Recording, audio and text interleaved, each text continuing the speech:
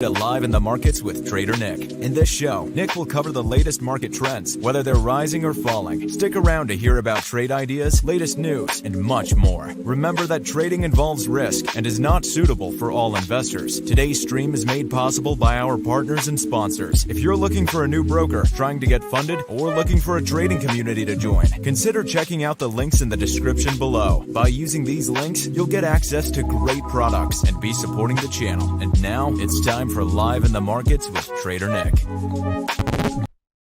3, 2, 1. My name is Nick. I'm a full-time trader and entrepreneur. We put out tons of stuff for free for traders. These are real trades. This is real money. I'm putting my money on the line. This is going to be a live trading video here, locking in over $1,000 on this trade. Wow, I'd love to get in on this. Technical insights that really look good to me. Here we go. We're live.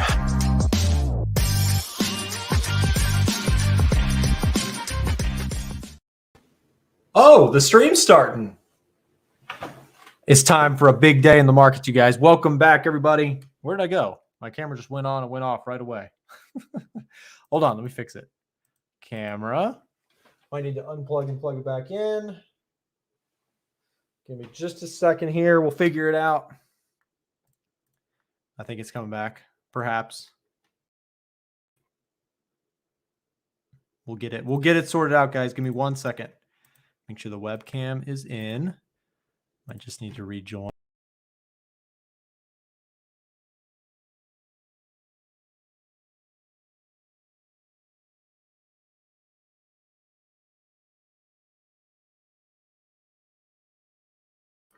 All right, sorry about that. There we go. We are back. We're ready for business. Let me hold on. Let me just get this screen back on the screen. There we go. What's up, everybody? Welcome back to another live stream. We've got a big one today. I got dressed up for it. You can see I've got my suit and tie. I didn't really do a very good job putting it on, but we forgot the tie. But we're here. How's everybody doing? I got Ivan coming on in 20 minutes, 30 minutes here to join me, and I couldn't let him. He's been dressing up better than me. He's been putting on all the stuff, so I've got him hopefully beat today. We're not going to let him just rough us up again and wear the tuxedo and go all out. But good to see everybody. Thank you for being here. We got markets to look at, and we've got huge news coming in. Guys, today is kind of a monumental day because we've got the Fed talking about raising rates, or that's the expected result. Real quick, let me show you guys what we've got on the table here for today. So we've got the Fed coming in, right? And they're talking about raising rates. The expected right now, by the way, is about a 0.25% basis interest rate hike.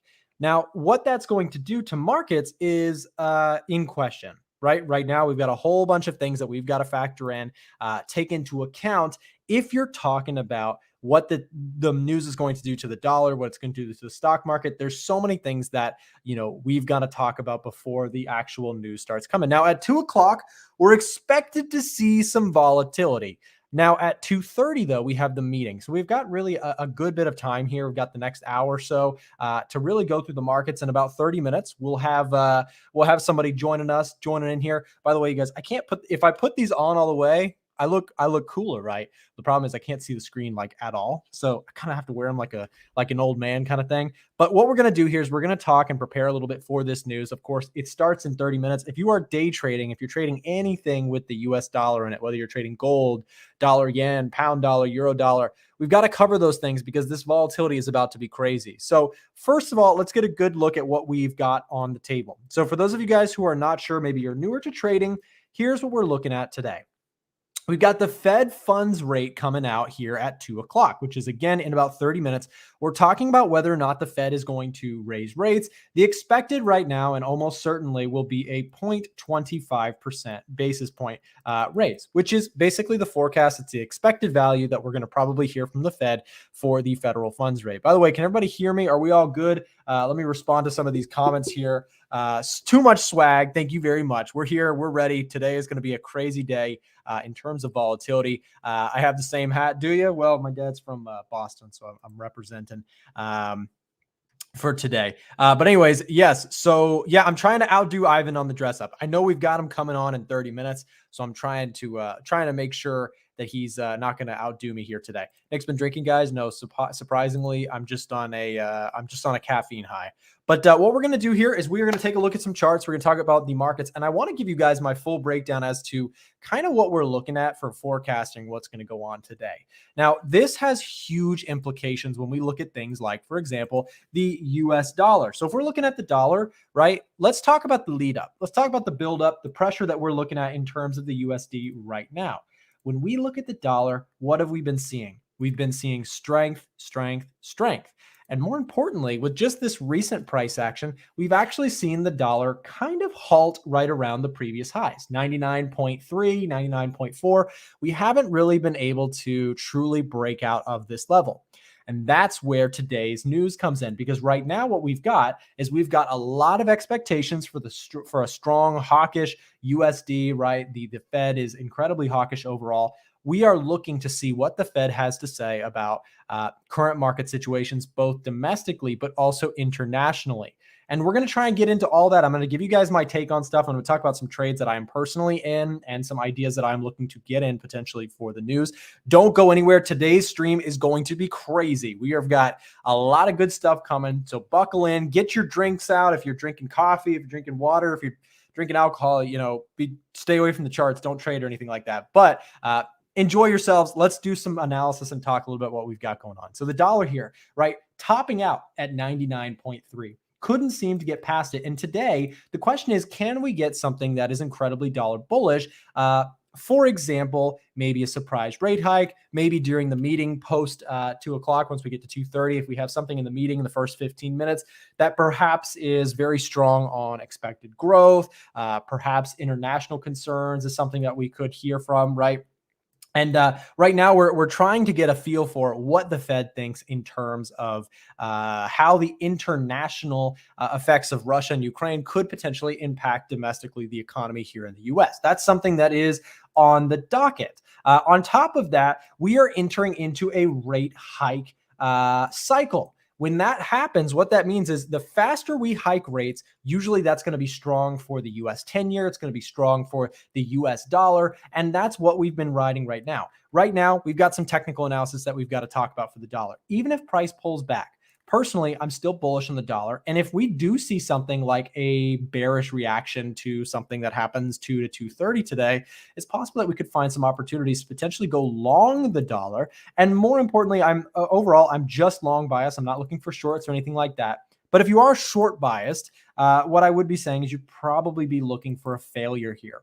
Right? If you are short biased on the USD, you're probably hoping for something to take out this previous low. If we actually zoom in a little bit here and we look at the 4-hour chart for a second, what do we got? Right? We've got this low here. We've got this level of support that bulls want to hold and bears want to break. So if we're looking at this and we're thinking, okay, well, let's see if we can get back down underneath, perhaps even breaking out of these lows. If you look at 98.4, that would be a bearish signal. Should we see something, dovish from the Fed? If we see something like, just again, waiting to see what they say in terms of interest rates. If they say, hey, we're going to go slow with the interest rate cycle, or if they talk about being more aggressive to combat inflation, those things will have direct impact on the dollar. I don't know if any of you guys have noticed when you go to the pumps right now, if you live in the US or probably a lot of other places as well, it's getting expensive. And the Fed knows that, and they want to try and compete with that. They want to try and keep that. They want to normalize gas prices. They want to do what they can to help the consumer. That's kind of what their or at least their supposed intentions are, right? So when we see the dollar struggling up here, the other scenario I want to talk about is, what if we see a strong USD? What if we see, hey, you know what? Inflation is out of control. We need to raise rates more aggressively. We see the growth that we want. This is the forecast, by the way. This is kind of what is expected. We're expecting right now a overall pretty hawkish, pretty strong US dollar. So when we look at this, right, can we get the breakout? That's the other question. Can we see momentum pick up? And can we see a strengthening USD that perhaps could help us break this 99.3 level? You guys have heard me recently. I think that psychological level like 100 is probably due for a test at some point here soon. We've been bullish USD. We're talking about a very natural next wave higher. Should we see hawkishness from the Fed? Should we see strength coming in from USD? very possible that the next wave higher would potentially be a move up to 100, breaking out of this previous top. So now we've talked about DXY. Let's go look at some individual currency pairs and set up for some trades going into the news, which again starts in about 20 minutes. Please be aware we are going to talk about the spike that's likely to happen at 2 o'clock. Do not be fooled. Be very careful. Oftentimes what we see on the spike at 2 o'clock is we see, for example, a quick move up, quick back move down, or for example, a quick move down, quick move back up. Because remember, despite whatever the numbers come out as, etc., there's probably going to be some short-term volatility, but it's really that 2:30 meeting that's going to be kind of forecasting going into the future, which, as we say very often, the markets are forward looking. They're looking to see what's going to happen overall. Okay, so here's what we're going to do, right? We're going to go through a list of currencies. We're going to go through what we're most interested in, and then we'll talk about, of course, a trade that I'm looking at. By the way, you just saw it on the screen pop up there. Thank you to the producer.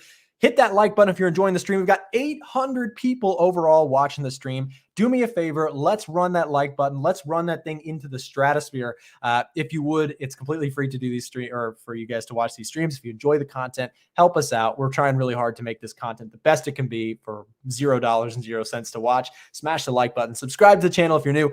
Let's do some chart analysis. Let's start with euro dollar, very popular main currency pair. This is actually the most heavily traded currency pair in the world. We've got the sunglasses on, by the way. The sunglasses, hit the like button.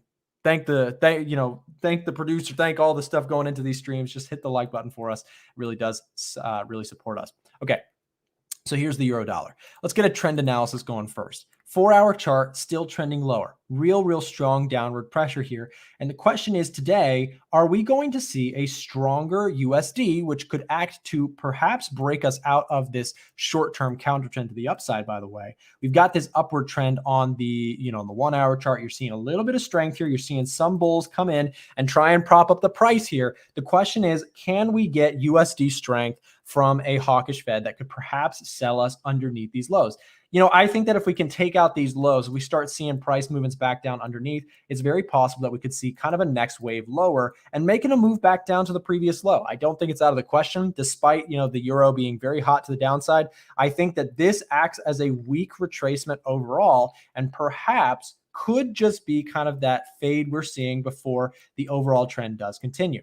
What we often see, you guys, we talk about this very often in streams, we see a dominant trend and we see counter trends. So when a counter trend comes along, what we are going to look at is we're going to generally say, okay, this is a counter trend until further notice. What do I mean by counter trend? Well, even in a main trend, right, big term picture, we do see little counter trends that form along the way.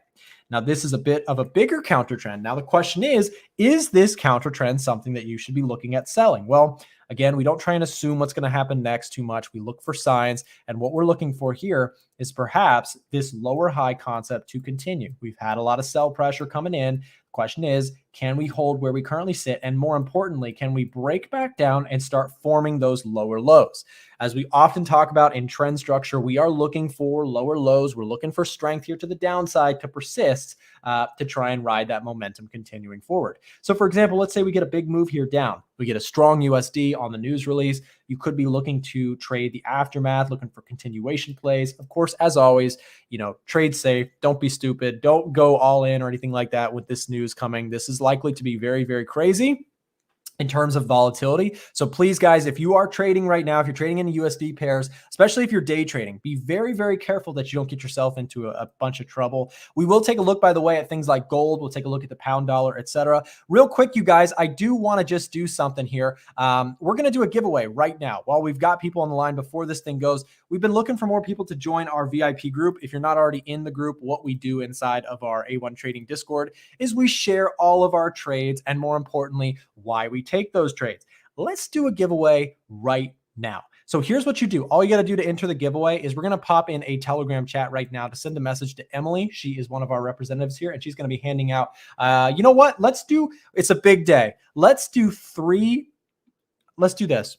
Let's do 3 yearly giveaways. 3 yearly memberships to the group for 100% free for the first 3 people to shoot Emily a message here in the chat. Now, it's not in there yet. It's about to be. You got to act fast. As soon as you see the Telegram message, send VIP or giveaway or really anything. send hi, who does, whatever you want to say, just send something. The first 3 people that send Emily a message, once we get that in the chat, we'll give away 3 yearly memberships to our VIP group. So anyways, inside of the group, here's what you get access to. You get access to all the trades being taken. So, right now I've got my dollar yen trade, which we're going to take a look at in just a second, by the way. We've got a trading chat room so you can chat with other traders around the world. We've got all sorts of things. Hey, where's that link? Let's get that link dropped in here. I don't know if it was, if Emily is in here or someone could drop that link, but that would be awesome. Whoever can drop that link for us, that'd be cool. But anyways, so again, all the trades being taken by myself, by other traders. We have Frank, Patrick, Annie, Ivan, myself. We do coaching webinars. We have chat room available. We have educational material. We do, again, coaching webinars so you can ask your questions. You're going to get 100% free 1-year membership. We're going to give 3 people away right now. Here it comes. Thank you very much. We got the producer on it, by the way. It's coming, you guys. Just give me just a second. And there it is. Send a message. First 3 people to shoot her a message in the chat right now will get access to the yearly membership, 100% free. So let's do that right now. You got to shoot her a message on Telegram. Let's drop that link a couple more times. Got people spam in the chat real quick. If we could just drop that a few more times so that you guys can grab that. Shoot Emily a message. Let her know how much you want to be in part of the group, and she'll try and give away a couple memberships for us here inside of the group. Okay, so let's look at this trade. By the way, this is a trade that I shared inside of the group. And guys, this is going to be a fun one to watch. You guys very well may see on this live stream with the news event coming out, you may see me get stopped out here for a profit. I've been sitting on this trade for a long time. Let's do a quick markup of dollar yen. So this is a trade alert that I shared within our group. Again, so I've been in this trade for 9 days now. I'm floating around 360 pips, and my stop loss is trailed at around 320 pips. Just a wild trade. This pair has been moving like crazy. And again, we've been floating this profit for a long time going into the news. We've just been holding on to a winner. And I do intend to hold this into the actual news release. Now, again, there's probably some volatility coming. So I've got my stop loss here locked just below structure. So you guys, again, this is no nonsense. When you watch my streams, these are real trades, real accounts, no BS. You can see I'm logged into my broker and all that good stuff here on the stream. So no nonsense stuff. But you guys very well may see me get stopped out of my trade here on screen today. However, if the thing continues, if we see USD strength persist, dollar yen, it is just on a roller coaster run right now. We've seen this thing just rocket to high after high, and taking out today's high was a big deal. We had 118.43 get tagged past, and now holding it for now. Question is if we can pull back, right, and break underneath that low, I'm just out. I'll look to re-enter later on. But for me right now, this is primary concern, is locking in that stop loss going into a news event like this. If it spikes and continues, then, great. We don't know what the news is going to hold. We're going to watch and see what, happens with the release itself, see what the news comes and brings. But again, we're not trying to forecast. We're just simply reacting. So again, that's the thing, right? So yeah. Okay, so for those of you guys, hopefully everybody got their message to Emily. If you did, she'll be letting you know if you got it or not. We're giving away 3 yearly memberships again. Whoever sent those messages to Emily in the chat, we're giving away the VIP membership today. So yeah, just she's your reference point, because I don't know what she's got. So it's up to her to drop that. But anyways, so here's the thing. I'm floating around $3,600 on the trade. And this is a point where I'm just holding on to a winner and I'm trying to let this thing run. Now, in terms of pullbacks, we look at the 4-hour chart. This thing has just been a absolute monstrosity. This thing has not stopped for anyone, it seems like. And now holding off of this, off of this move, the question is, is it just going to rocket to new highs and continue to trend like crazy? In which case we'll continue to trail that stop loss. But if it starts turning back, I'd perhaps be interested in looking at this thing. But right now, I do think it's a bit overdone to try and enter quickly. Now let's take a look at some more pairs. We'll take a look at GBP USD here right now.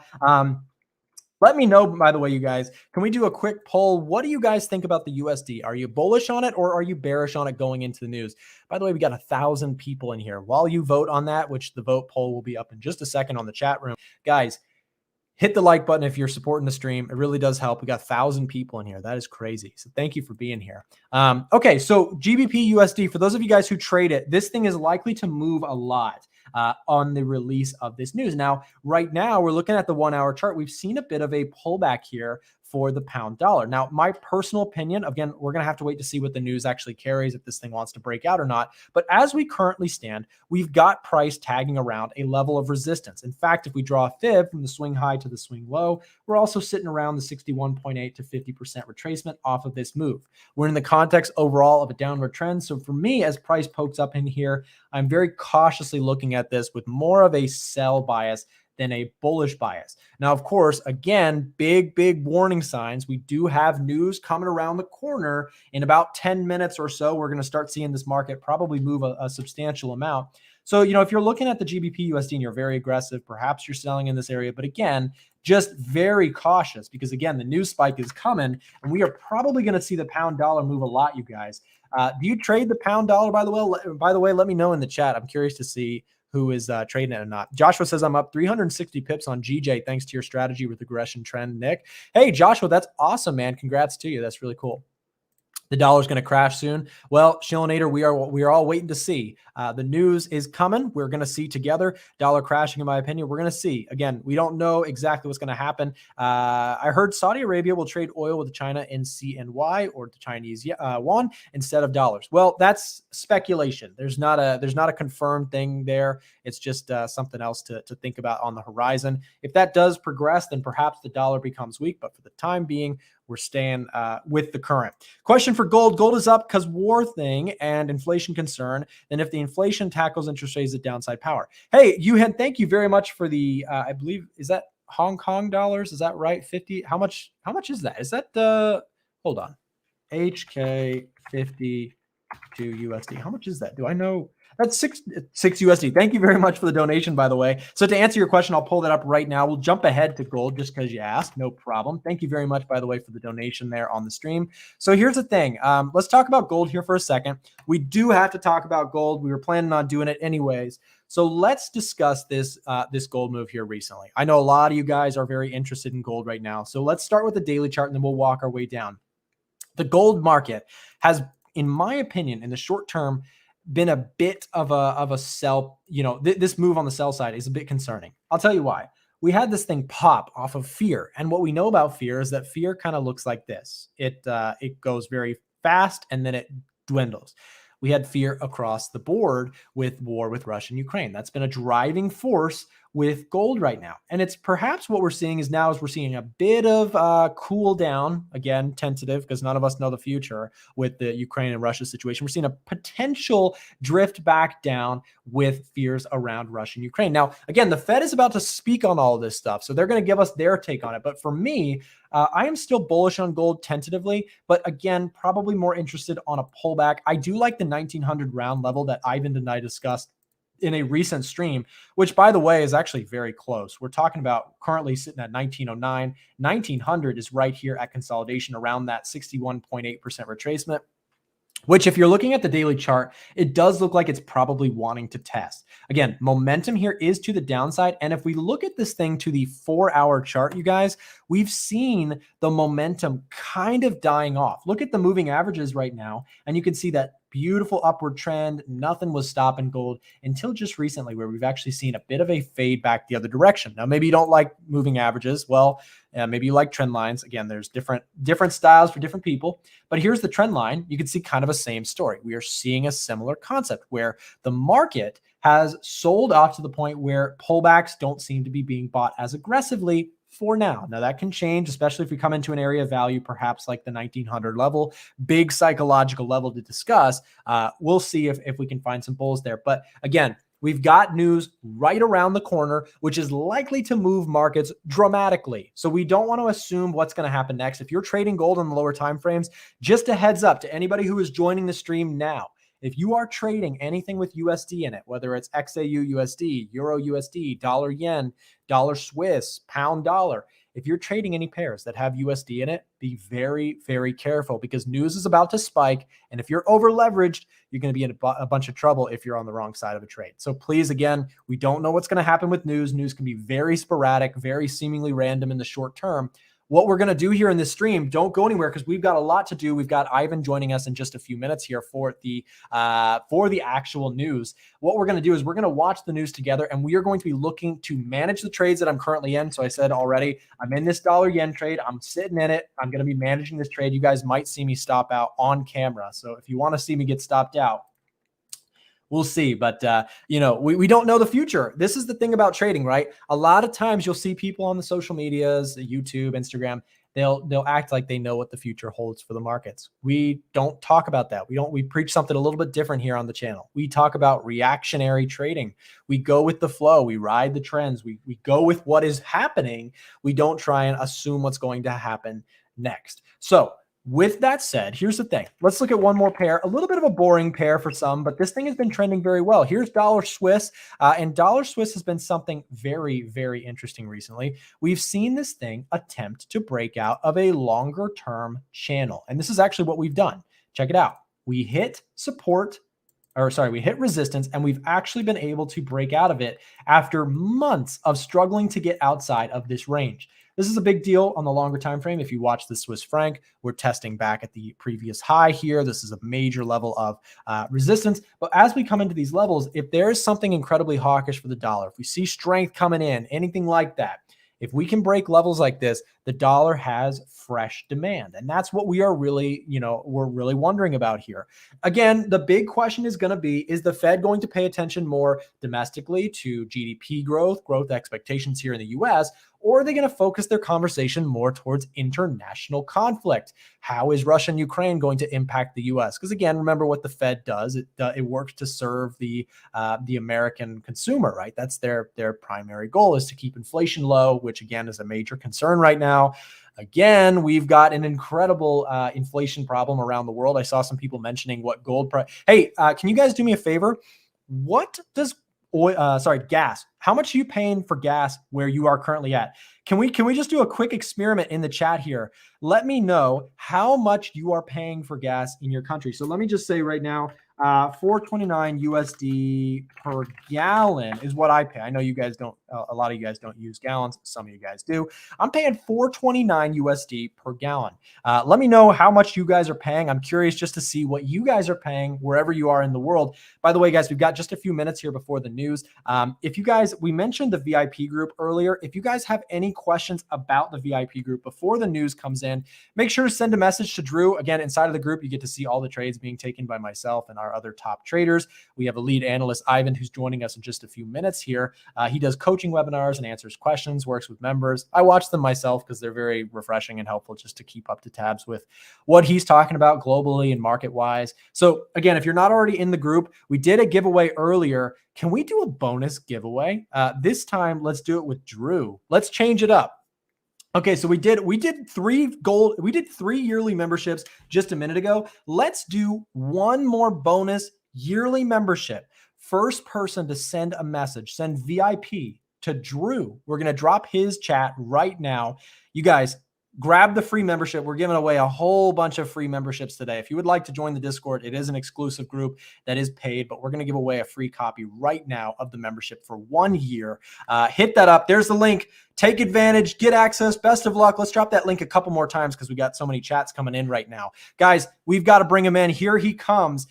Don't miss the giveaway right before he comes in. Make sure, send that message to Drew. VIP, first person to get that will get a free access. Here, let's bring him in. Mr. Ivan, how you doing, sir? Welcome back. Oh, look at this. I got competition. Wow. I tried to match you today, but you've got the tuxedo. I don't have a tuxedo. Ivan, what are we looking at here today? Tell me, catch us up to speed. Oh, I am definitely looking for some increase in inflation expectation from Fed. And are they going to go above the market? Are they going to have more than 6 rate hikes for 2022? And is 2020 or is May 2022 going to be the double rate hike? That's the big question, Ivan, is how serious are they going to take this inflation concern? Because that's the question, right? We're all sitting here, we're commenting, by the way, I don't know if you heard me say that. We're commenting what we're paying for gas right now. And these numbers are insane. €7 per gallon. Is that even real? That can't be real. That sounds, well, it must be different because you don't use gallons. Maybe it's a little bit confusing. But Maybe either it's way, converted. it's high. It's very, very high. So Ivan, what are you paying for fuel right now? $2.74 per liter. Per liter, okay. Yeah, so whatever that is in. It sounds high. It's high. Okay, yeah, it's high. It's very, very Let's high. say it was 11 kronor a year ago. It's now 25 kronor. So it's 2.5 times. Yeah, so that's the thing, right? So we've got the Fed. The spike should be happening pretty soon, or at least some reaction is probably going to start in the next hour. Really, is where we're going to see some volatility.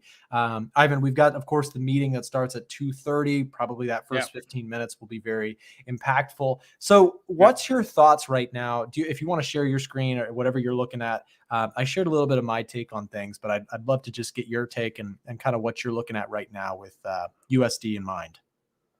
Well, USD in mind is that we have in a small range right now, and we are just waiting. Everyone is waiting. Everyone is seeing it. Like it's clear as the sun rises in the morning that this was a pullback, and the question is Powell now going to get it higher? Are they going to surprise us positively?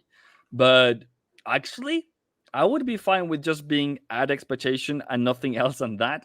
But they have surprised us before. Also because inflation is so high, GDP is so high. Everything is way above what they projected back in December when that was the last time they had their projections.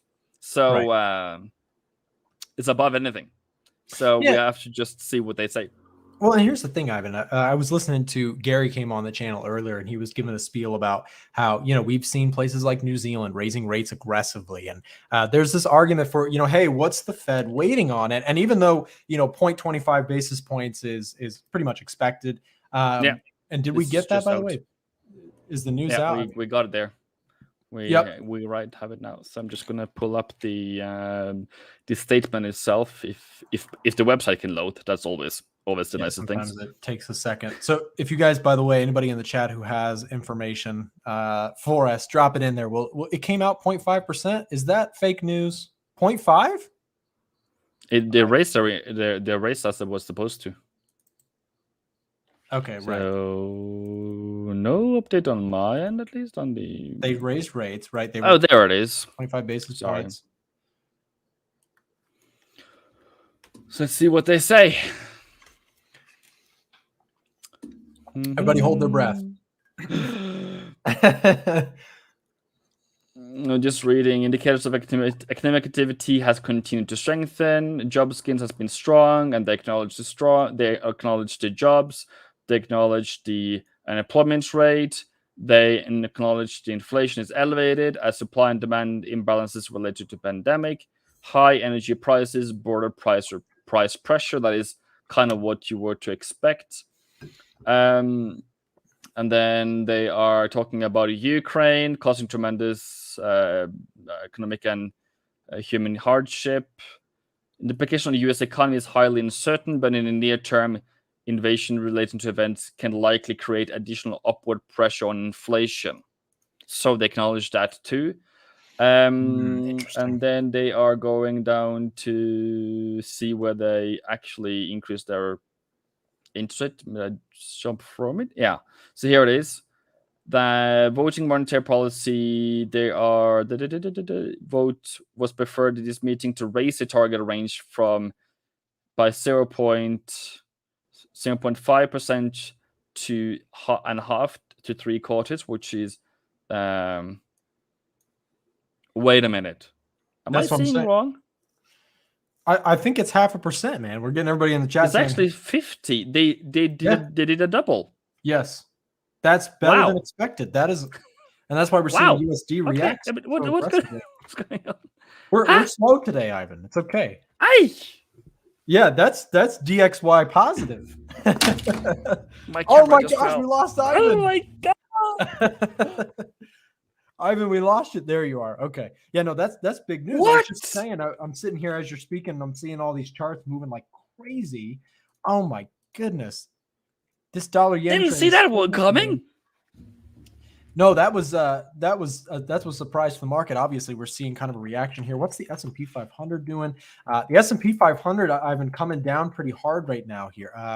That is expected for it to come down now, because now it's higher cost of Well, yeah, and financing costs. you just made that point about, okay, so they just reacted to the Russia-Ukraine situation basically with the idea solely on that's going to be inflation negative, and here's why we're going 0.5%, which is a really impressive that's an impressive jump there. That's really causing a lot of USD strength. You guys, we're seeing a lot of different pairs here making a move right now. Euro dollar heading back down to those lows that we were talking about.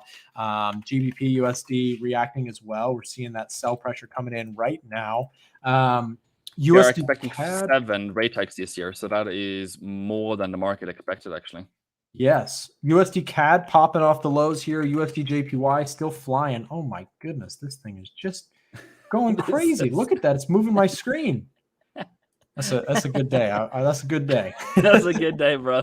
Yeah, no, and I've got my stop loss sitting there. I mean, we'll continue to react. Again, the guys, the thing is to think about too, though, is that we still have the meeting at 2:30, could still move the markets, despite this being a very strong initial move for the dollar. Remember, sometimes the initial move is not the full move. So we have to be aware of that as we see these markets moving. Again, back to what I mentioned, S&P 500 pulling back here, finding resistance, by the way. Let's look at the 4-hour chart. The S&P, for those of you guys who trade indices, the US 30, SPX 500, we are seeing a reaction here off this level around the 43.20 level, which is, like Ivan said, it's exactly what we would expect. 50 points raise is, that's strong. That's a strong stance against inflation right now, which again, depending on where you fall on the spectrum, a lot of people are very much for a strong move against inflation, despite, what it can do to pulling back the stock market a little bit. Ivan, what are you looking at here? If you want to take a look at your screen, what are you focused on here today? Just pop up the dot plot coming out of this meeting. Medium range should be at around 1.9, also that the interest could be 1.9 by the end of 2022 instead of 0.9, which was expected back in December when they previously updated it, and in 2023 expecting 2.8 versus 1.6 as a median. So that is way higher than last time, and also more than expected. So this is the Fed is on the real deal today. This is That's a real deal. They're really that's hawkish strong Fed follow through for sure. What about markets that you're looking? So does this shift your thoughts on USD? I mean, I know we were both kind of already bullish on it overall. No, this just makes it stronger short term, at least. Yeah. Be aware, people, that it can whipsaw back up. I've just talked about this previously this week as well. That those who are now we actually have an interest rate hike. Now those are going to take profit on the dollar bulls, on the dollar buys. Now we actually have the actual rate hike that have been trading for the past 9 months now, since June last year. So there can be some dollar bearishness in the spikes, and then the follow through of dollar bullishness. Sure. And I think like you mentioned, with the 25 basis points, there was a lot of bulls probably preparing to take profits, but then with this 50 or 0.5% interest rate hike, that is a reassuring thing to bulls, and perhaps even adds, like you said, those targets were now adjusted to be even higher. That is putting on extra seasoning to the dollar bullishness. So very strong stuff there. So what are your thoughts on? Does that make you bearish on gold? What are your thoughts on gold there? You got it pulled up. I need to see what they think about GDP first. If GDP is not forecasted to be as strong as previously expected, then that could lead to stagflation, and that could really make gold rise. So if you have a stagflation scenario, then that will make the gold rise. If that is not a case, then we will be then we will be going lower. Matthew says it came out as expected. It did not, as far as I can see it, because it was a double one. They increased their funds rate by 0.5%. Instead of 0.25, they increased by 0.5% to 0.5%. The range between 0.5% and 0.75. So it was supposed to be 0.25 to 0.50. Now it's 0.50 to 0.75. Right. Yeah, and that's the thing is with the Fed, right? When they're ready to make a move and they become very strong-willed like this, that is something that usually we see follow through. And we've seen the dollar already strong. So this is just the follow through that we were kind of looking for, the strength reassuring that we were looking for going forward. So this, I'm with you, Ivan, that definitely continues to push dollar strength in the agenda. So just I'm doing many things at the same time at the moment. I'm sorry. Same. I'm looking across my charts as well. But yeah, dollar now popping up. That is expected, and your USD yen should now have a nice ride to the moon. That's a pretty good one. If you look at yens, for example, just as a contradiction, they're not moving at all in the same fashion. So it's definitely only a dollar move at the moment. See euro dollar. We earlier talked about selling 110 on Monday, I think it was, and it has beautifully respected that level. Yeah, for sure, it really has. And if you were like me talking about waiting for that move back all the way up, we never got it. I mean, that's just the sign of dollar strength, is when you're just seeing those. And this is why technicals and fundamentals so often line up. When you're struggling to make those higher highs, when you're seeing rejection, it's oftentimes forecasts coming into the technicals. So I mean, that's a big thing for the euro.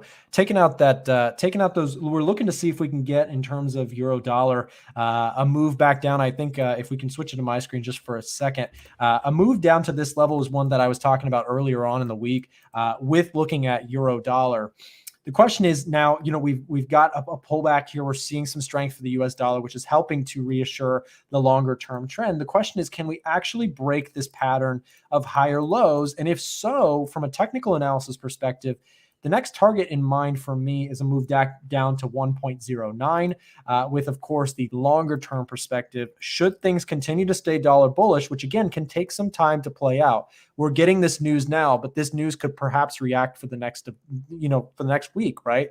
A lot of times when we get these big forecast changes, you've got institutional players, you've got big traders and investors who will take time to move their positions around. So when we look at the euro dollar, look for signs. If you're looking at this thing on the lower time frames, perhaps on the 1 hour chart, looking for signs of weakness, looking for failure. Of course, you may have missed the initial move, but can we get breaks and retests to perhaps trade the follow through if there is some follow through to come with? Now, one last caveat to add to that is we still have the meeting here in about 20 minutes. There could be something, as Ivan mentioned, that kind of erases some of the move here. It's still very possible. We don't want to get overly optimistic. You still want to keep to your, risk management and taking trades that make sense.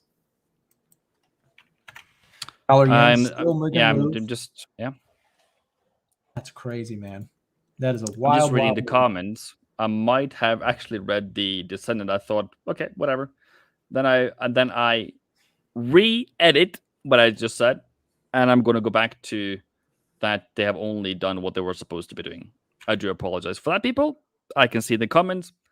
I'm a living human being. I do apologize. we make mistakes too, guys. Don't worry. We're full of them. It happens. So here's someone requested NAS 100 in the chart here for on the screen for just a second. Look at how well NAS has respected. And this is something, Ivan, we've been talking about here a little bit. The stock market, and just tech stocks especially, they cannot seem to find the strength to follow through on these moves. Despite a pretty promising rally off of the lows, they're still struggling at resistance. And, this is just going into play with that dollar is king right now. Stock markets are still struggling in light of just such a hawkish Fed. What's your thoughts on things like NAS and S&P 500 right now? Oh, I want to go to the moon. Well, me too. My stock account, I don't want it to go down. But just from a short-term perspective, it just seems like it's struggling here. I was really hopeful earlier today when we're coming up pretty hard, but I know it's going to fall anyways. I was buying it. I was like, okay, cool, whatever you want to do, market. Because I want to see this one. I want to see this one through. Not that I have tons of experience of trading when they increase interest rates, but I'm not going to be the first one to be buying a downtrend or buying a big fall. So I've just decided to go see through. Maybe tomorrow, maybe next week, maybe next month is going to be where we're going to be bullish again. So short term wise, but right now it's falling pretty hard. That's okay with me. I tried last week and I lost, so I'm not going to do it again. Yeah, no, the S&P, it's just, and trust me, like whenever the stock market goes down, of course, I've got long-term positions that, they look ugly too. But man, it's just a tough market here for anything that's not, super safe haven. And then it gets confusing because even some of the safe havens are struggling. It just seems like right now, it's just the dollar on top. And it's just a weird, time. You've got the dollar here. Let's take a look at DXY. It's still not near the highs, but in my opinion, Ivan, this seems like a natural place for price to go, return back to the highs to retest those, especially with those fresh rate hikes. Yeah.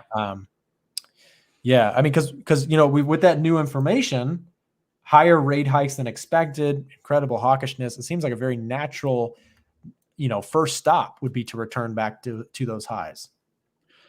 But if we have a small talk about Nasdaq and the stock market, we have risen.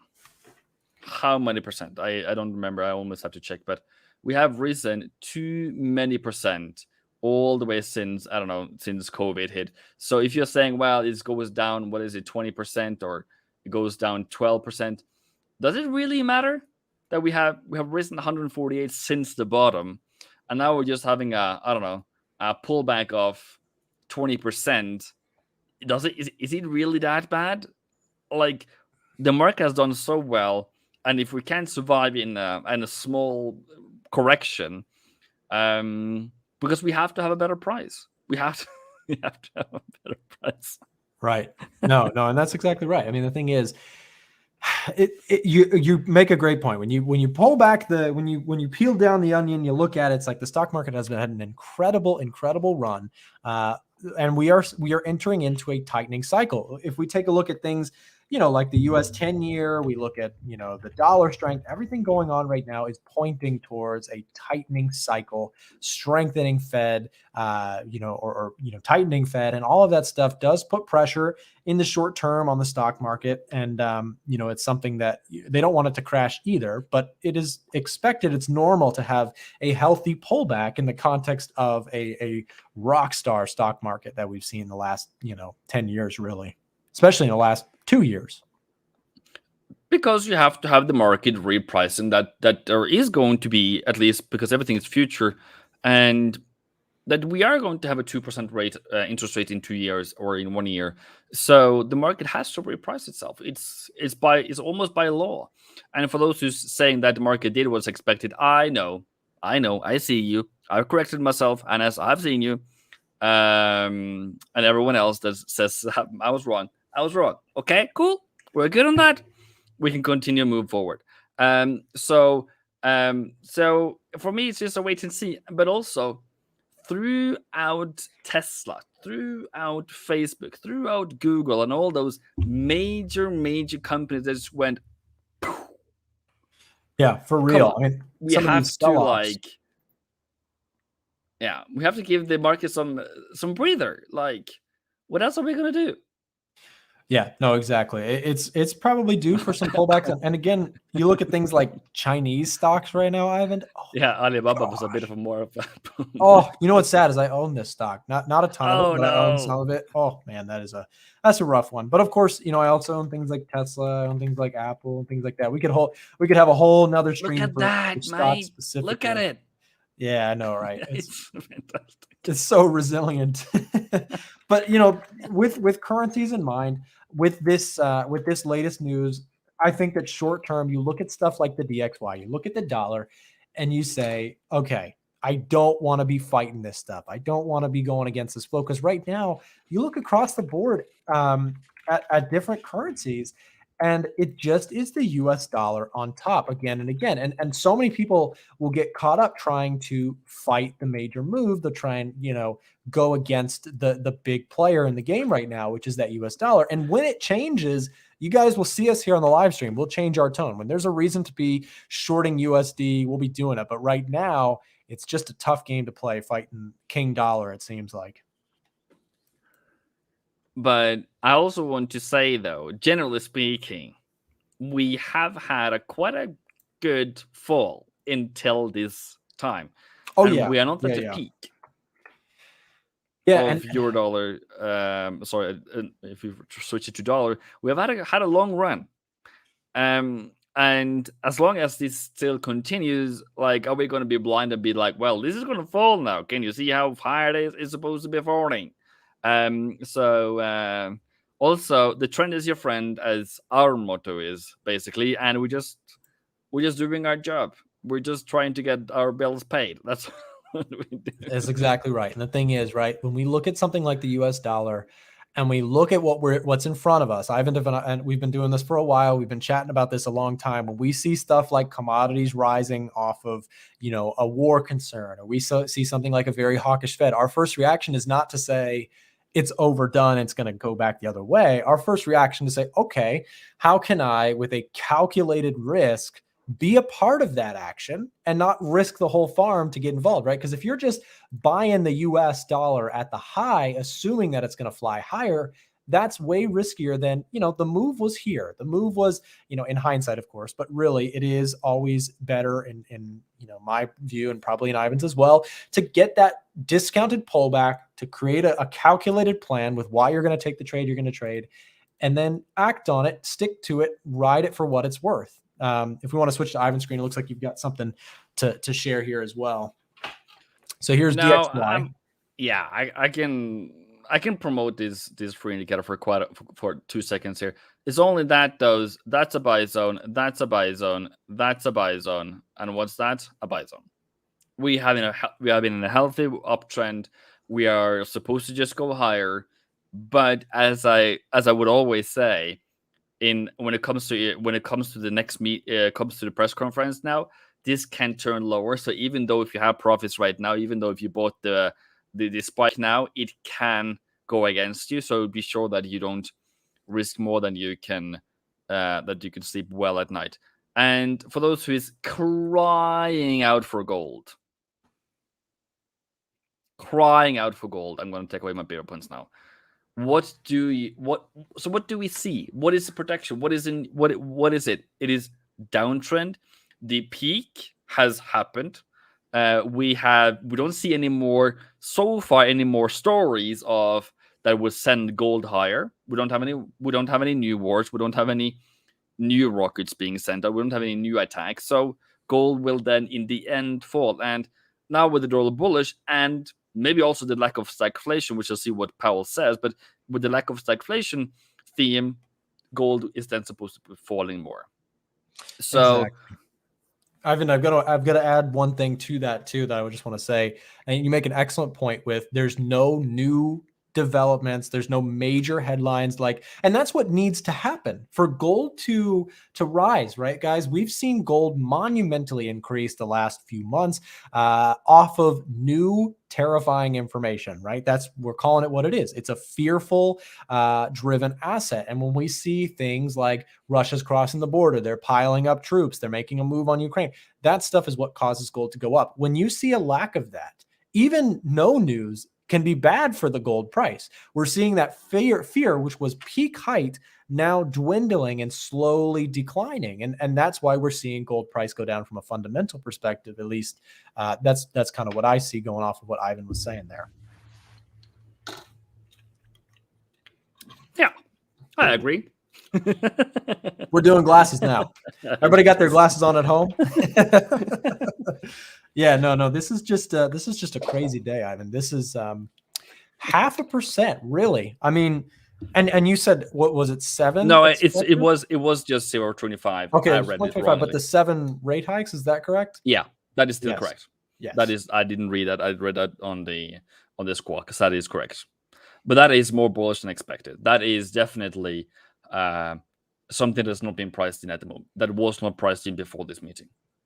I think it was in the range of, I think it was six if I counted correctly, but that's all my personal opinion, I guess, because until I redo it again and again and again. But yeah, I think it was 6 that was majorly forecasted by major banks. But this is all, you can all go back to those forecasts that I have been posting lately, so it's not too far out to be finding those ones if you really need those. But generally speaking,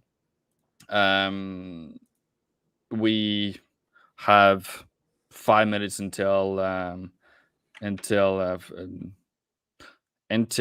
Powell is going to talk. So I'm just going to read too fast. That is too fast. Yeah, we've got a couple minutes here before the post-spike meeting, you guys. And by the way, this is why we've been hinting at this, but you have to be very careful, because a lot of times you get an initial move and then you get a fade or just kind of a staggering consolidation with the meeting that follows, usually 30 minutes after the initial the rate decision. So we've seen the rate decision, we've seen forecasts, but now we're going to get the meeting and hear from the Fed pretty soon. Yeah, I'm just looking at what they forecasted. They forecasted 6, as far as I can see. Okay, so that is more than expected. Yeah, right. And that's the thing, right? So the dollar here, it's just a sentiment thing. It's in terms of hawkishness, right? There you often hear the idea, buy the rumor, sell the news. Right now, the rumor was, a pretty hawkish Fed, but when you get news that is even more than expected, oftentimes that can be kind of a situation where it's like, oh, actually, you might even need to not necessarily buy the news, but look to be a part of the news at a calculated level. So, Ivan, I'd love to, as we take a look here at some pairs, talk about how we react to this, how we follow up. Now we've got a very strong USD. How could we be a part of the US dollar post news spike like this? And once we enter the meeting, what pairs would you look at, or what? I know you're looking at euro dollars. Any other ones that you're interested in, and if so, where would you look to be a part of it? As the process is the same. I made this earlier today. The process is the same. Nothing has changed. Everything is the same. If you go to Australian dollar, US dollar, what do you need? You need resistance. Where do you find resistance? That's something, support that is broken, and then it comes back up again, and then you are hopefully it will continue to fall. So there is the plan A that I posted earlier today, and then we have plan B up there if we're going to have a bearish dollar, and then that is probably more likely. So that is, but I'm still going back to euro. That was a sell way before today. Now we just need, I don't know how much of a pullback I need before I'm going, a low before I start selling again.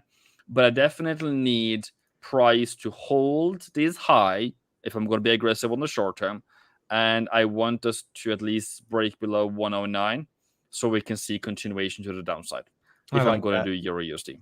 So are you saying with what, let's say, and by the way, just to confirm, for those of you guys who are newer to the content, we're not just talking in hindsight. If you were here earlier in the week, we talked to Ivan, and Ivan was all over that 1.10 level on euro dollar. So that was actually a definitely very strong area of resistance, as we can see playing out now. Euro dollar has held that level. So Ivan, we've got the move here. What would you say to people? Because there are people in the chat who are like, wow, this US dollar is so strong. I want to be a player in this, but it's already moving on without me. How would you tell someone like that to handle this situation? There is a day tomorrow. We're going to trade together for the next 20 years. This doesn't define your trading career.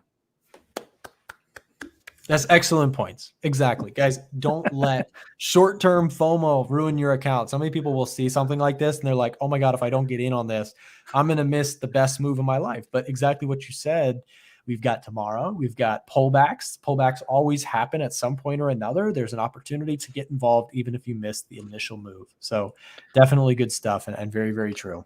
So the reason why I can say that is because if you go to, for example, the XY, when did Fed start talking about this? They start talking about reducing quantitative easing here. So have you had any days of trading in that scenario? Yes, you have had. You have also had the scenario of the US election. Did you have more than one day to think about shorting the dollar?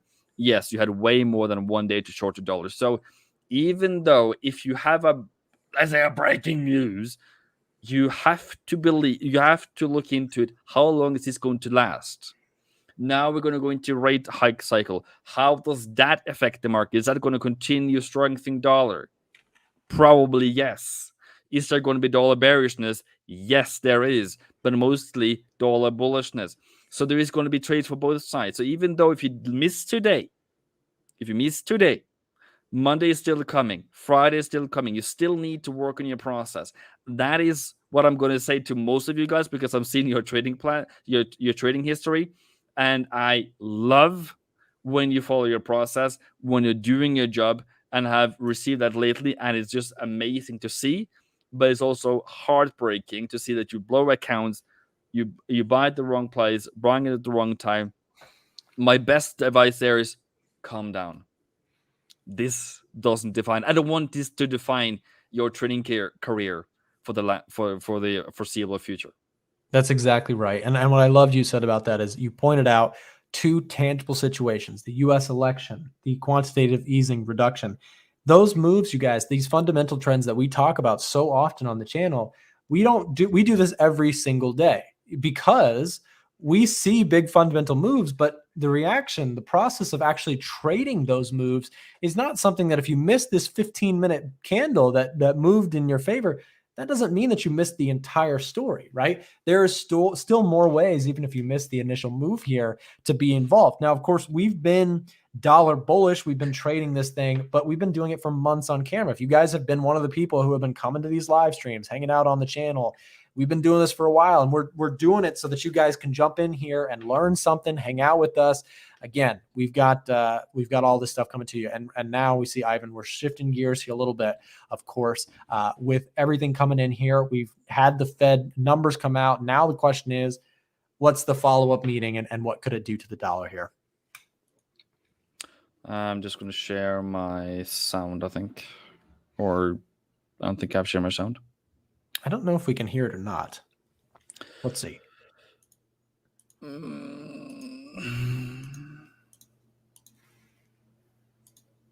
Of course, we've got Jerome Powell coming on to the stand, you guys. So, of course, there it is. Let's see. 6.8%, a bit below the median of committee participants' estimates of its longer-run normal level.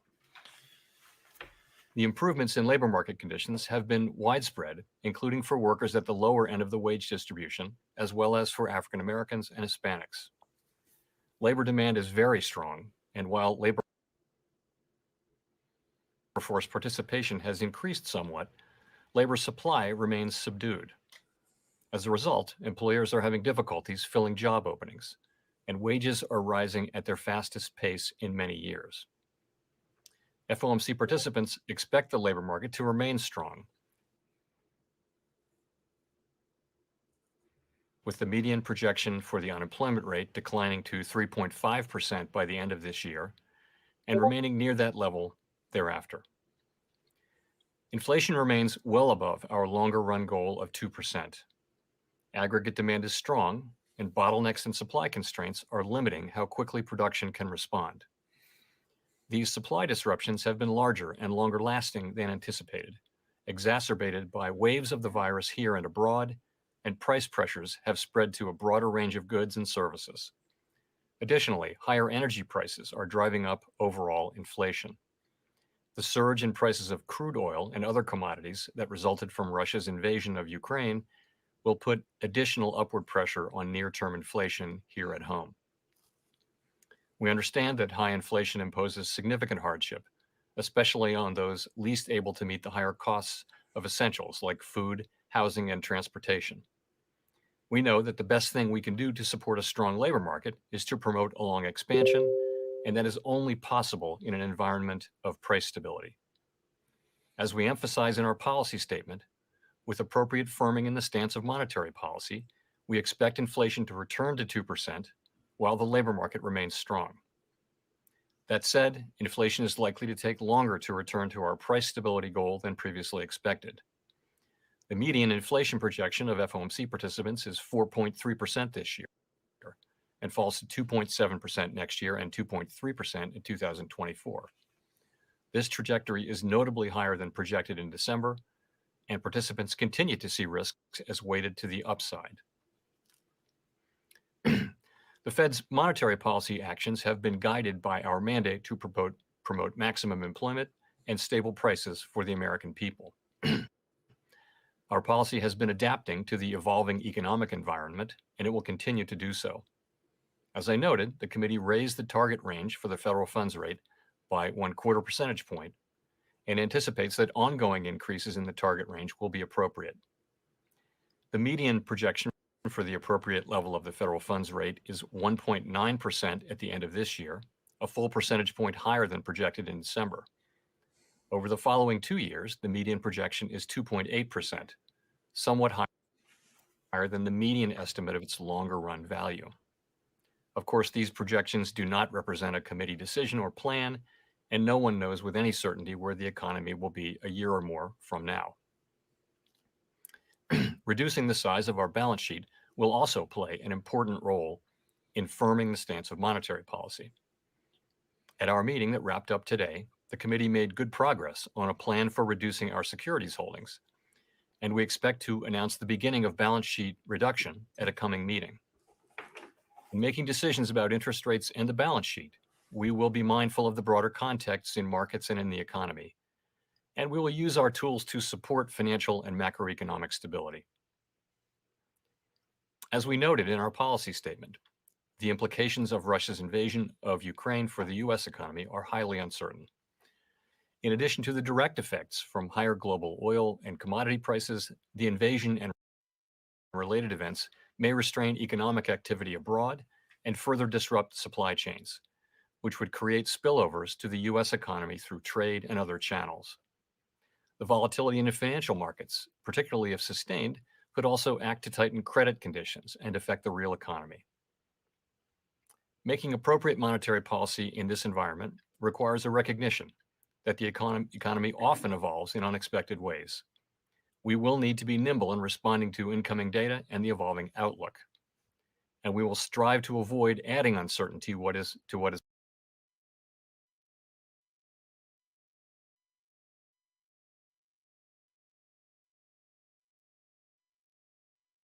already an extraordinarily challenging and uncertain moment. We are attentive to the risks of potential further upward pressure on inflation and inflation expectations. The committee is determined to take the measures necessary to restore price stability. The American economy is very strong and well positioned to handle tighter monetary policy. To conclude, we understand that our actions affect communities, families, and businesses across the country. Everything we do is in service to our public mission. We at the Fed will do everything we can to achieve our maximum employment and price stability goals. Thank you. I look forward to your questions. Thank you. Let's go to Gina at the New York Times. Hi, Chair Powell. Thank you so much for taking our questions. I wonder if you could detail your thinking a little bit about how you're considering the risks of going too fast and potentially tipping the economy into recession, and how you're weighing those risks against the possibility of going too slowly, allowing inflation to become embedded and kind of getting behind the curve. So I guess I would start by saying that in my view, the probability of a recession within the next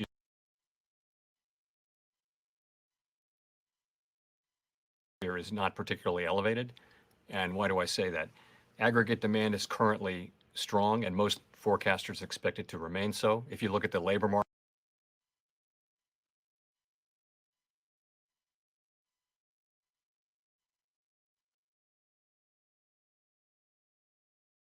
Are you able to share instead of me, because I'm just buffering here?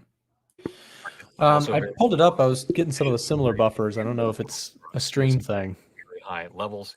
Household and business balance sheets are strong.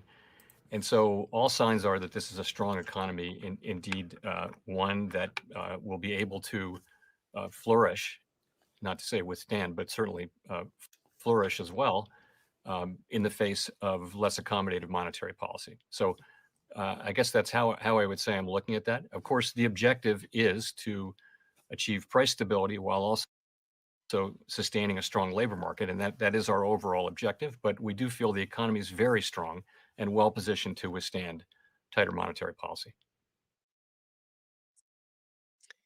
Thank you. Let's go to Howard at Reuters. Hi, Chair Powell. I was wondering, in the SEPs, you have quite a markdown to GDP from 4 to 2.8%. I'm wondering, how much of that do you feel is a result of the Fed's stiffer than expected action here? We talk about monetary policy operating with a lag, but is this going to bite quicker than expected?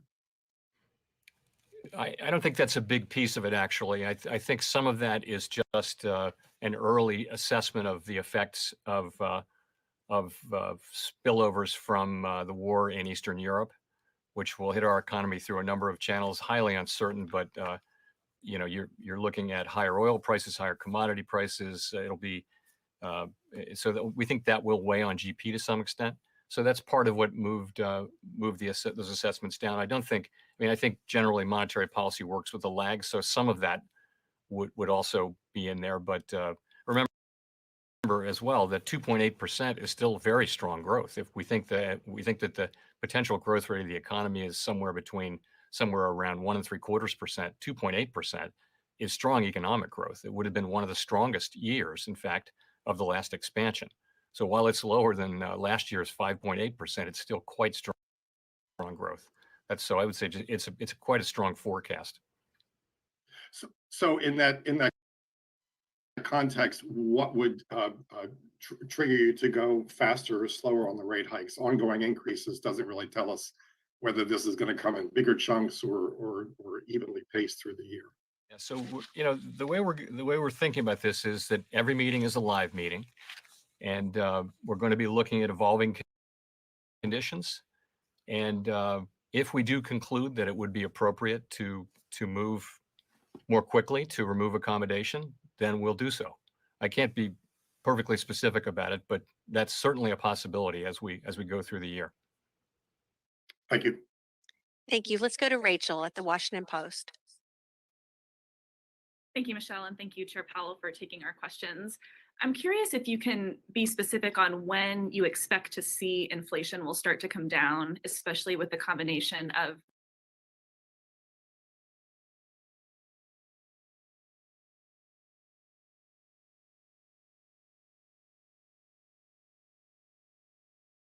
rates going up, fiscal aid dissipating from the economy, and supply chains getting better. And if you don't start to see that, how will you signal it? What will you be looking for, and what will you be looking for over the course of the year? Thank you.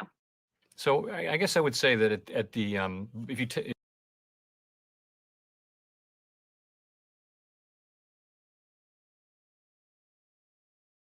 before the invasion of Ukraine by Russia.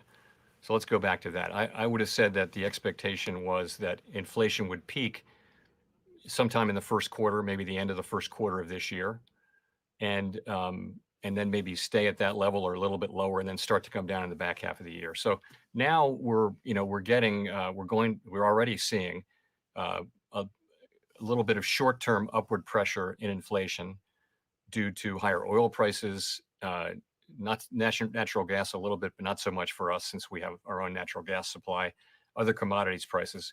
The other thing is that you're seeing supply chain issues around shipping.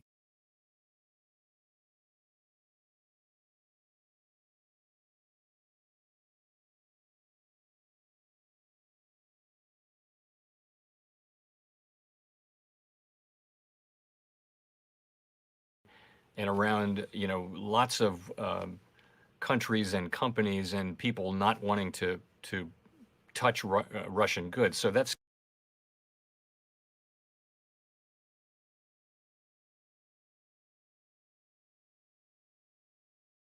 capturing the situation, which is that the committee really does understand that the time for rate increases and for shrinking the balance sheet has come.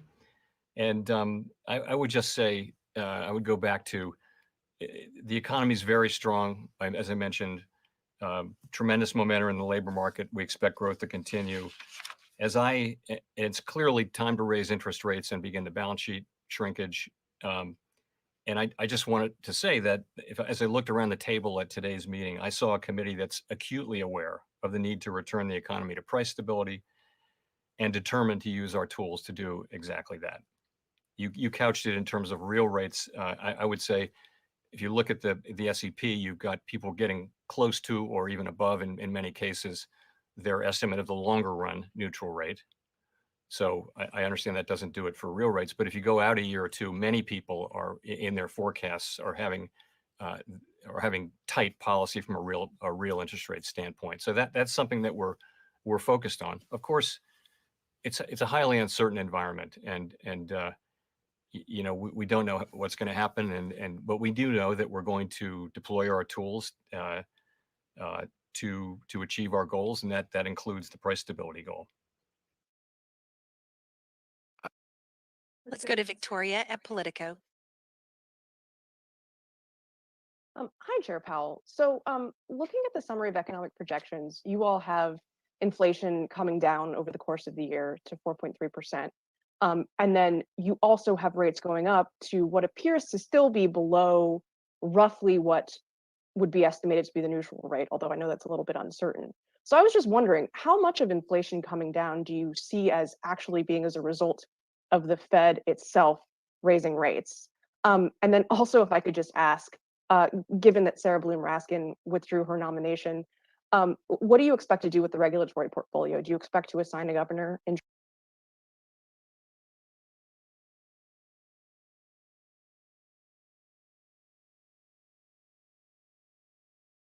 charge of that? Okay. So sorry, tell me again your first question. My first question is, how much do you expect inflation to come down as okay. a direct result of the Fed's actions? Okay, so part of inflation coming down at the very beginning is clearly to do with factors other than our policy, and those would include potentially the supply chains getting a little bit better. Certainly, base effects. You're lapping, as you know, when you look at a 12-month trailing window, you're lapping very high inflation in March, April, May, June of last year. So there should be some effects from that in the 12-month picture. Really, what we're looking for, though, is month-by-month inflation coming down. And so it's really it's all the things we've been talking about, you know, that really haven't helped much, including the shift away from goods and back to services, including supply chains getting better, including labor force participation, all those things that have been sticky and not happening. But a big part of it is the base effects I mentioned as well. You know, I think monetary policy starts to bite on inflation and on growth with a lag, of course. And so you would see that more in 23 and 24. But also remember, we started talking about rate increases last year. For some months now, financial conditions have already incorporated a significant number of rate increases. So it doesn't start today. In effect, the moves are already priced into the market for a few months now. So so the clock is running on that, and I think some of that will be seen in the second half of the year as well.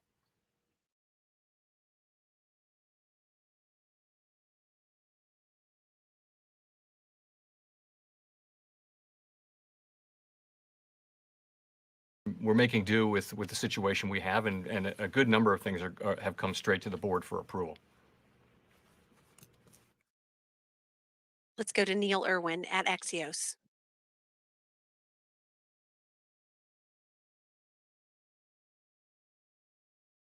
Let's go to Neil Irwin. Hi, Chair Powell. It's Neil Irwin at Axios. Thanks for taking our questions. In the statement of economic projections, we see a forecast of median 1.9% Fed fund rate at the end of the year, 2.8 end of next year. Wondered whether that aligns with your own expectations, in particular on that point of overshooting the long-term neutral rate, And also, if you can tell us anything about how that might be paced, front loaded, back loaded, how high is the bar for doing 50 at one meeting? So I don't, Neil, I've never talked about my own SCP projection. It's in there, but I think Fed chairs have generally not done that because we just haven't done it. It's because we have to put together the consensus on the committee and present that consensus. So I wouldn't talk about my individual one. And in terms of the pacing of it, I would just point out that there's 7 remaining meetings this year. This isn't something we discuss or debate or agree on, but there's 7 remaining meetings and there's 7 rate hikes. I would add there's also the shrinkage of the balance sheet, which people do the math different ways, but that might be the equivalent of another rate increase just from the runoff of the balance sheet. So I don't know. We haven't made any decisions on front end loading or going steadily through the year. And as I mentioned, if you look at the SEP, a good number of participants do see more than 7 rate increases this year. And I can't give you, I'm not going to try to give you a really specific test for what it would take to do that. But I will say this, though, we'll be looking at the data as they come in. We'll be looking to see whether the data show expected improvement on inflation. We'll be looking at the inflation outlook and making a judgment. And we'll be going, each meeting is a live meeting. And if we conclude that it would be appropriate to raise interest rates more quickly, then we'll do so.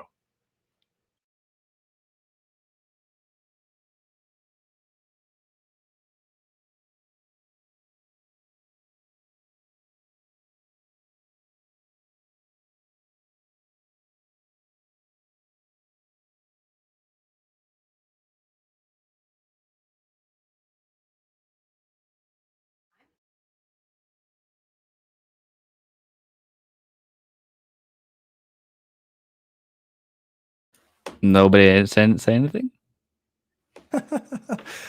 I think, did we lose sound? I think we might have. 1 second. They're still there. I think we got for the most still part. blinking. Yeah, he's like speaking without the. I think we got most of what he had to say, but honestly, we both took a whole bunch of notes. I saw we were dropping them in the chat. The main point seems to have been gotten made. It just seems just more hawkishness right now. Do you want to recap on any of the things that we were just hearing, or what stood out to you the most out of what we just heard? Well, my microphone's still working. Yeah. I've been talking to nobody sometimes.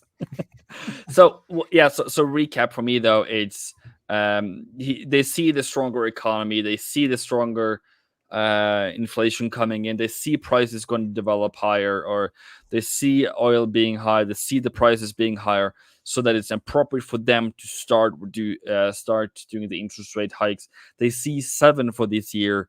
They did a normal, or what we expect of a rate hike this year. No, this time around now. There's probably going to be another one in May, which if you're going to do 7 in the year, you have to do the next one as well. So so far so good.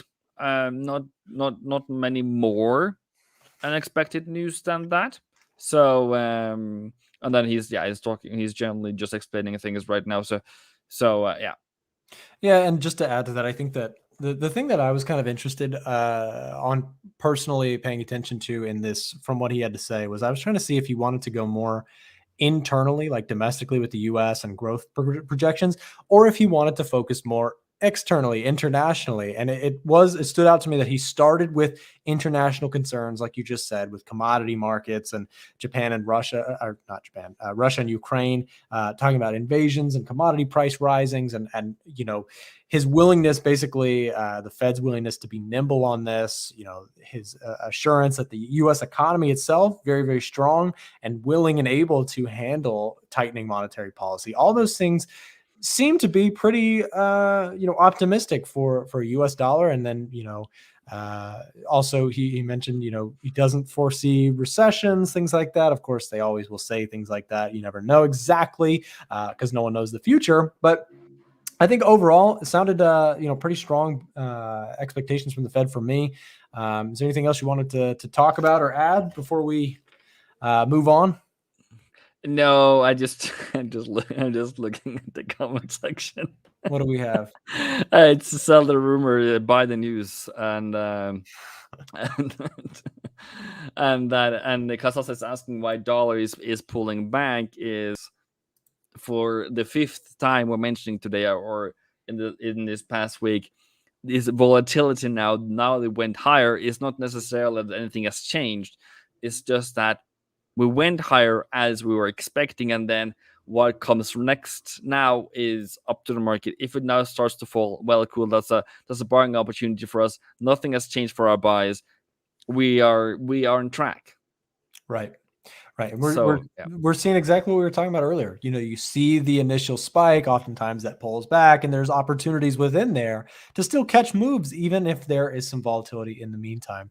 Ivan, we've gone for quite a while here today. Guys, before we end the stream, a special thank you and shout out to Ivan coming on, spending an hour with us or however long we've been here, taking a look at the markets, talking about setups, and trying to hopefully bring you guys up to speed with everything going on. If you've enjoyed the stream at all, do me a favor, give it a thumbs up down below, and also follow my friend Ivan here on YouTube. There he is, Ivan FX.